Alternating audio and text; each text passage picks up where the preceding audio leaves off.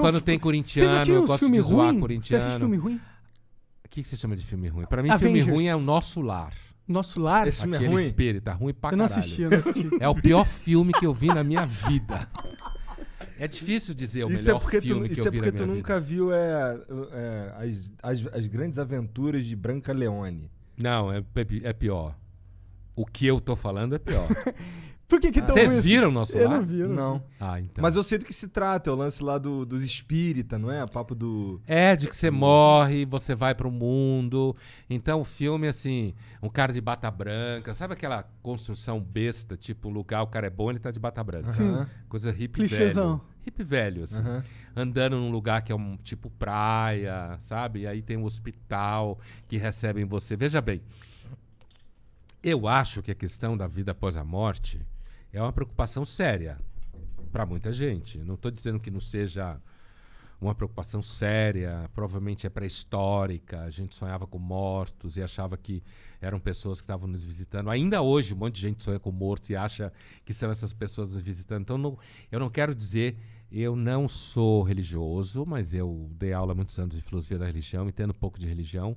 Religião não é cagada a priori.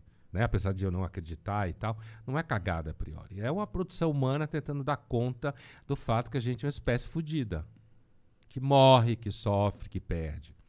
Mas a versão espírita eu acho especialmente empobrecida, sabe? Porque assim, ela é muito óbvia. Então tem um mundo do outro lado, e você chega nesse mundo, alguém te recebe, você fica um tempo numa enfermaria para se acostumar com o que aconteceu. E nesse filme tem umas cenas, eu lembro de uma cena especificamente, que esse cara que tinha acabado de chegar estava conversando com o host dele lá, né? E aí passam uns caras vestidos de preto, chapéu, malinha, que quem reconhece sabe que eram judeus, né? Com essa roupa, sabe que se vê aqui em São Paulo, né? Nos Jardins, Higienópolis e tal. E aí o cara fala, o que são eles? Aí o sujeito fala, não, eles estão acabando de chegar de Auschwitz. Isso é uma materialização extremamente idiota. Caralho. Da situação. É como se você chegasse lá com a mesma roupa que você usa. Então você associa judeu, roupa preta, Auschwitz, nazismo. Você entendeu o que eu quero dizer? Que é pobre de espírito. E é meio de mau gosto também, né? Essa cena é uma cena um pouco empobrecida, assim, mas... Então eu acho que esse foi o pior filme que eu já vi na vida. Eu sempre cito quando alguém fala de filme assim. Mas então tu não acredita nesse papo que a gente vai morrer e vai ter alguma coisa depois? Eu tendo a achar que não. É? Mas tu não sente que isso daí... Imagina se todo mundo acreditasse que... Sei lá, não tem nada quando a gente morrer.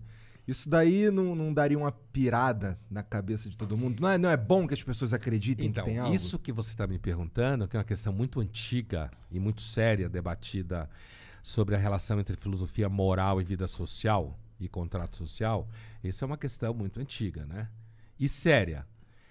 Não é a mesma coisa de dizer que eu ou você acreditamos na vida após a morte. O que você está perguntando é acerca da função social da religião. Né?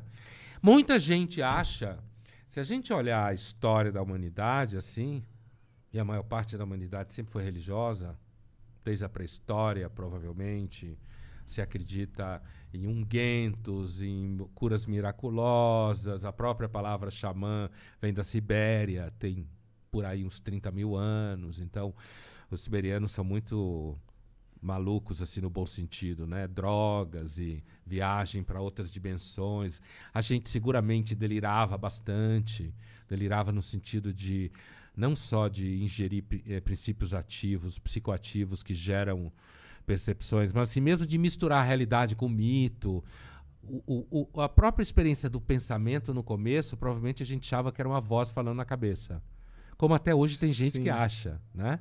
Então, assim, é possível dizer que talvez se ninguém acreditasse numa vida após a morte, a gente tivesse mais problemas. Não dá para afirmar com certeza, porque a gente não conhece isso. A humanidade sempre acreditou mais, entendeu? Isso não é interessante? Eu acho muito interessante que, tipo, por mais que a gente tá chegando na era moderna e a tecnologia tá cada vez mais, tipo, explicando como as coisas funcionam, Eu sinto que a Religiosidade. Obrigado. Não vem se perdendo, tá ligado? As pessoas, pelo contrário, quanto o mundo vai ficando mais maluco, as pessoas vão cada vez mais se apegando em alguma crença, tá ligado? É porque a ciência não responde acerca do sentido das coisas, né? A ciência não responde. Então, imagina que você tem um filho que faz um tumor cerebral e você pergunta para o médico por quê, o médico vai te dar uma resposta bioquímica, patológica, no máximo genética. Mas quando você está perguntando por que uma criança vai... Estou dando um exemplo que é um clichê, que é fácil de chegar no argumento. Esse tipo de pergunta acerca do significado das coisas, do sentido das coisas, a ciência não dá. Entendeu? Mas a religião dá, por exemplo. A religião dá, porque nós somos um ser, não é à toa que chamaram a gente de sapiens, né? Que tem a ver com saber. A gente é um animal que quer saber as coisas. E a gente quer saber o sentido das coisas. Talvez não tenha nenhum, mas a gente busca. Sim, sim, com certeza. E aí, eu acho que acaba surgindo a religião. Mas não é interessante que, tipo, se a gente pegar para pensar que cada ser humano é um computador, eu vou entrar na aspecto de gamer. É um processador e cada processador... Virada de gamer? De gamers, de jogos. E cada processador ele tem um problema para solucionar.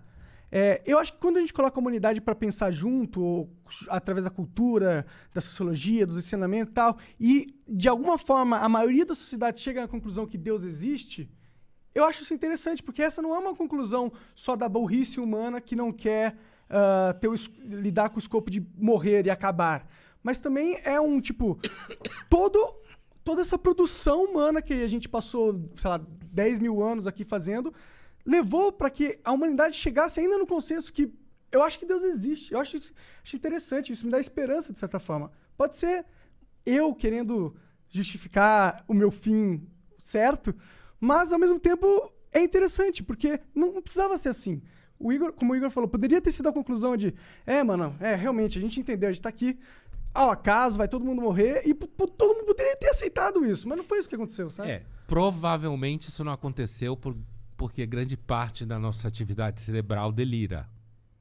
Aconteceu, por exemplo, porque as pessoas sonhavam com gente que morreu e achavam que aquelas pessoas estavam vivas. E a gente passou grande parte da nossa história antiga e pré-história cultuando túmulos, né? Cultuando mortos, dando comida para mortos, que nem se faz um candomblé hoje. Uhum. Então, a nossa capacidade racional ela é muito recente. No Ocidente, 2.500 anos a filosofia tem.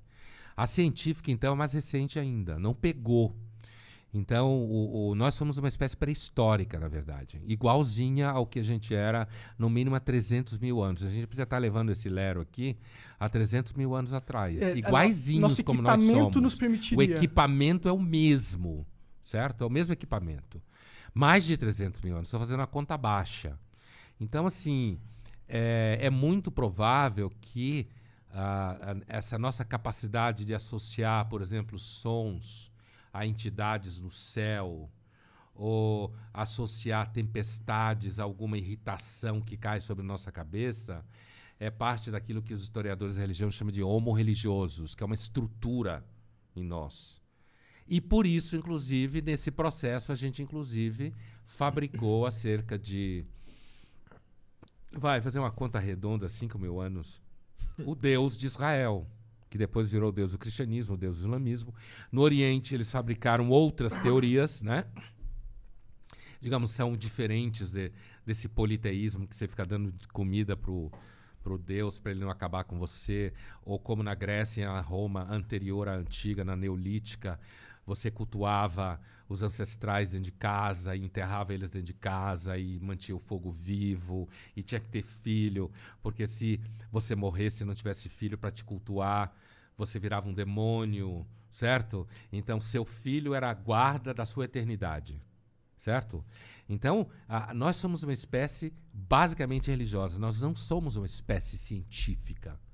A gente não tem um modo de pensar científico. Existiria uma espécie científica? Não conhecemos. Será que é possível algo assim se desenvolver? Talvez não. E talvez se a gente fosse, a gente ficasse louco. Pois é. Perigoso. Entendeu? Talvez.